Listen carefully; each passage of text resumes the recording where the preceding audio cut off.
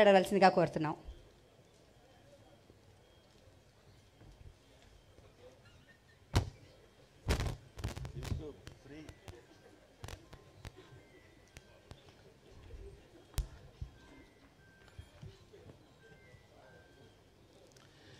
ఇక time limit అని ఏదో పేపర్లో రాసినట్టున్నారు. అంటే ఒక్కొక్కళ్ళు ఎంతసేపు మాట్లాడాలనేది. అదే సార్, నేను కూడా దానికి పెద్ద ఉదాహరణ ఏంటంటే సంజయ్ కిషోర్ అనేవాడు 5 నిమిషాలు మాట్లాడాడు. మీ అందరికి గుర్తుండి ఉంటుంది. సరే, ఏమైనా అయ్యో సంజయ్ కిషోర్ గారి గురించి జయసుధ గారు చెప్పడం మర్చిపోయారంట. దా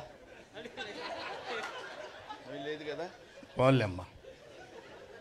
తర్వాత అయిపోయిన తర్వాత మీరు అందరం వెళ్ళిపోయేటప్పుడైనా మీరు వచ్చి మాట్లాడచ్చు, ఏం ప్రాబ్లం లేదు. అతను ఉంటాడు, అతను చాలా చాలా తెలివిగా మాట్లాడాడు సంజయ్ కిషోర్ అనేవాడు.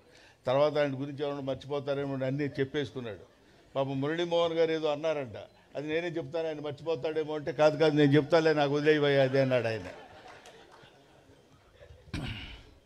ఏమైనా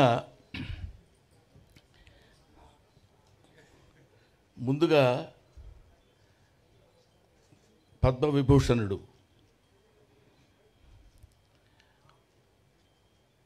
చిరంజీవి గారు ఈ కార్యక్రమానికి రథసారథి. ఆయన వచ్చి వెళ్ళిపోవడం అనేది సభలో జరిగేటువంటి అతి సహజమైన విషయం. ఆయన వెన్నెముకగా ఉండి మాబోటి వాళ్ళకు ఫోన్లు చేసి ఈ కార్యక్రమానికి మీరు రావాలని చెప్పడం అనేది, సావిత్రి గారు చచ్చిపోయారని ఎవరండి అనేది, ఇంతకంటే సావిత్రి గారు బతుకున్నారని చెప్పడానికి వేరే ఉదాహరణ కావాలా? ఆ సావిత్రి గారు, ఎందుకంటే సావిత్రి గారి సినిమాల గురించి అందరూ చెప్పగలరు. సావిత్రి గారిని ఒక ఫిలసాఫికల్ లైన్లో తీసుకెళ్లాలనే అభిప్రాయం నాకు కలిగింది. సావిత్రి గారు ఎంతమంది కళాకారులు ఉన్నారు? సావిత్రి గారి కూతురు చాముండేశ్వరి గారు, చిరంజీవి గారి భార్య సురేఖ గారు, వీళ్ళిద్దరూ స్నేహితులు అవ్వటం ఏమిటి? ఈ పుస్తకాన్ని రచించినటువంటి సంజయ్ కిషోర్ ఈ పుస్తక ఆవిష్కరణ చేయాలనేటువంటి ఆలోచన కలిగినప్పుడు ఆవిడ ఎవరి దగ్గరికైనా వెళ్ళి అడిగితే ఎవరైనా చేయొచ్చు. చిరంజీవి గారి దగ్గరికే వెళ్ళాలని ఎందుకు అనుకున్నారో మనకి తెలియదు. వెళ్ళినప్పుడు నేను చాలా కొంచెం హెక్టిక్గా ఉందండి అనేటువంటి ఆలోచన లేకుండా వెంటనే ఎస్ అని ఎందుకు చెప్పాలి అనుకున్నారు?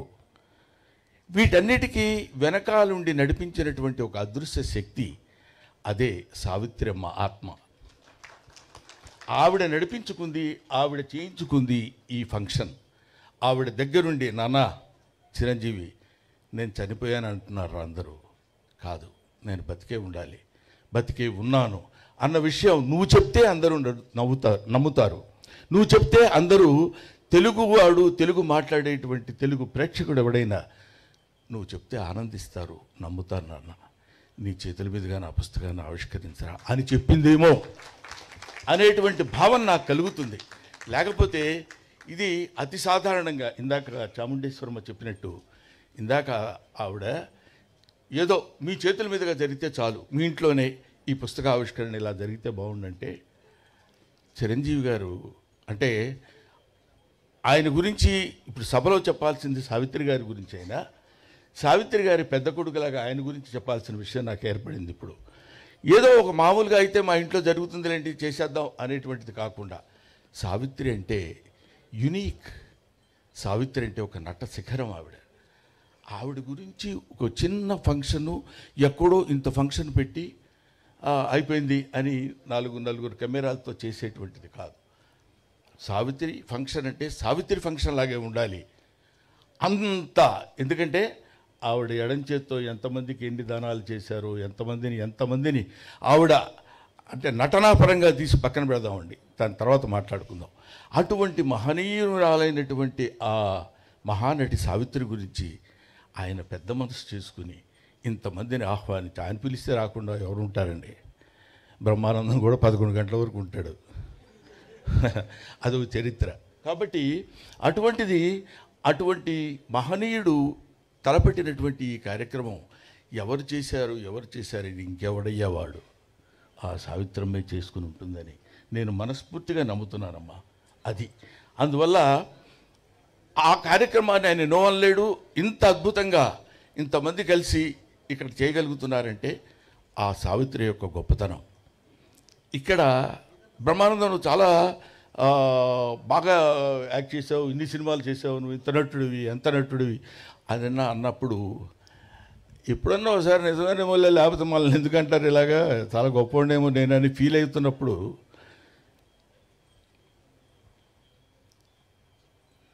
అది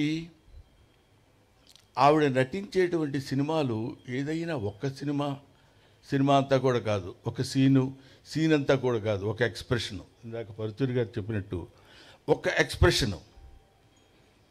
డాక్టర్ చక్రవర్తిలో ఒక పాట ఉంటుంది. ఆ పాటలో అమ్మ నటించినటువంటి విధానం చూస్తే ఒక్క సెకండ్లో అంత రొమాంటిక్గా నీవు ఆ పాట ఏంటి, నీవు లేక వీణ నిలువు లేక వీణ పలుకలేనన్నది, నీవు రాదా నిలువలేనన్నది. ఆ పాట ఒకసారి దయచేసి మీ అందరికీ చేతులెత్తి నమస్కారం చేసి చెప్తున్నాను, గూగుల్లో కొడితే వస్తుంది, పాట చూడండి. ఇప్పుడు మేము మహానటులం, మేము చాలా గొప్పవాళ్ళమని బోర్డులు పెట్టుకునే వాళ్ళందరూ ఆ పాట ఒక్కసారి చూస్తే కనువిప్పు కలిగి వాళ్ళల్లో ఉన్నటువంటి నట అహంభావం మొత్తం దద్దలిపోయి పగిలిపోయి ముక్కలైపోయి ఆ తల్లికి చేతులెత్తి నమస్కరించాలనిపిస్తుంది. అది ఆవిడే ఎంతటి గొప్ప నటి అని చెప్పడానికి, అయ్యో ఆవిడ చూడలేకపోయామన్న బాధ కంటే ఇలా చూస్తున్నప్పుడు ఇలా చేయాలా, ఇలా చేస్తే ఇది కదా నటన, ఇది కదా యాక్టింగ్ అని చెప్పినప్పుడు నేను కొంచెం తెలుగు చదువుకున్నవాడు కాబట్టి తెలుగు మాస్టర్గా ఒక విషయం చెప్పాలి. బమ్మెర పోతన అంటాడు, అంబ నవాంబుజోజ్వల కరాంబుజ శారద చంద్ర చంద్రికాగడంబర చారుమూర్తి ప్రకట స్ఫుట భూషణ రతన దీపికా చుంబిత దిగ్విభాగ శృతి సూక్త వివిక్త నిజ ప్రభావ భవాంబర వీధి విస్తృత విహారిణి నన్ను కృపదూడు భారతి అని కోరుకుంటాడు. ఎవరు? బమ్మెర పోతన సరస్వతీదేవిని. మన నటీనటులు నటీమణులు నటులందరూ కోరుకోవాల్సింది ఏంటంటే భావాంబర వీధి విస్తృత విహారిణి కాదు, నటనాంబర వీధి విస్తృత విహారిణి సావిత్రి నన్ను కృపదూడు భారతి అని నమస్కరించి ఎక్కడో శిఖరాగ్రం మీద కొన్ని వేల వేల వేల వేల మెట్ల మీద కూర్చున్నటువంటి ఆ మహోన్నతమైనటువంటి నటిని ఎక్కటానికి ముందుగా మొదట కనిపించేటువంటి ఆ ప్రథమమైనటువంటి సోపానానికి నమస్కరించుకుని వెళ్ళాలి. అది ఆవిడ సావిత్రి గారు ఎంత గొప్ప నటి అని చెప్పడానికి ప్రతి వాళ్ళు మనం ఎన్ని చెప్పినా ఒక్కొక్క చూపు. పాండవ వనవాసంలో దిక్ బానిసల కింద అహంభావమా దుశ్శాసన తోడ్కొని రమ్మా బంధకిని అని ఎస్వి రంగారావు గారు గద్దించి అడిగినప్పుడు మిక్కిలినేని రాధాకృష్ణమూర్తి గారు తీసుకొచ్చేసి ఆవిడ అక్కడ నిండు సభలో పడుకోబెట్టినప్పుడు ఆ తర్వాత ఎంతమంది ద్రౌపదీలకు వేశారో తెలియదు కానండి, కృపాచార్యుడిని ఎలా చూడాలో అలా చూస్తుంది, ద్రోణాచార్యుడిని ఎలా చూడాలో అలా చూస్తుంది, దుర్యోధనుడిని ఎలా చూడాలో అలా చూస్తుంది, దుశ్శాసనుడిని ఎలా చూడాలో అలా చూస్తుంది, కృపాచార్యుడిని ఎలా చూడాలో అలా ఒక్కొక్క చూపులో ఒక్కొక్క వైవిధ్యాన్ని కనపడేటట్టు చూసి ఈవిడేనా ద్రౌపది, నిజంగా ద్రౌపది ఈవిడేనేమో అనే భావన కలిగించేటువంటి శక్తి సత్తా ఉన్నటువంటి మహానటి. ఆవిడ గురించి మాట్లాడుకోవటానికి ఇంతకంటే ఇంకేం కావాలి? ఆవిడ గురించి మాట్లాడుకునేటువంటి అవకాశం మనకు కలగడం, ఆవిడ గురించి మాట్లాడి తరించేటువంటి భాగ్యాన్ని నాకు కలుగజేసిన చిరంజీవి గారికి నా హృదయపూర్వకమైన నమస్కారాలు తెలియజేస్తున్నాను. ఎస్వి రంగారావు గారు ఇందాక ఆయన చెప్పినట్టు ఎస్వి రంగారావు గారితో పోటీపడి నటించడం అంటే మామూలు విషయం కాదు. ఎస్వి రంగారావు 6 అడుగుల ఆజానుబాహుడు. ఆయన ఎక్కడ మన